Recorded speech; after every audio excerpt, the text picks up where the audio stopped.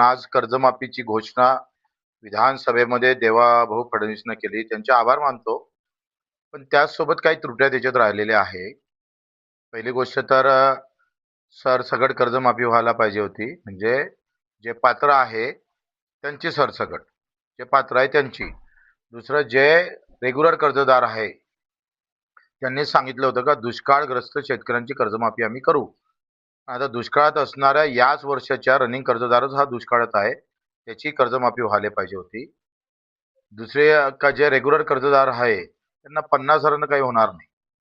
किमान 2,00,000ची कर्जमाफी करत असाल, तर ₹1,50,000 रेग्युलर कर्जदारांची सुद्धा प्रोत्साहन निधी आपण दिला पाहिजे. हा त्याच्यातला काही कमी कर्जमाफीमध्ये राहिलेला आहे. काही असो, जे सरकार तारखेपासून घाबरत होतं, दूर जात होतं. आम्ही जेव्हा मुंबईला कर्जमाफीसाठी मीटिंगला गेलो, तेव्हा आमच्यावर खूप टीका झाल्या. पण त्या टीकेकरांना आता उत्तर भेटलेलं आहे. कर्जमाफीची घोषणा झालेली आहे. ह्या कर्जमाफीबाबत आता पुढं काय पवित्रा घ्यावा, त्यासाठी मग राजू शेट्टी असेल, नवलेजी असेल, वामनराव चटप असेल किंवा तुपकर असेल किंवा अधिक जे काही शेतकरी संघटनेचे नेते आहेत, त्यांच्यासोबत आम्ही लगेच 14 किंवा 15ला बैठक घेऊ आणि तिथं निर्णय आम्ही सांगू का नेमकं कशा पद्धतीनं आता सरकारला समोर जायचं.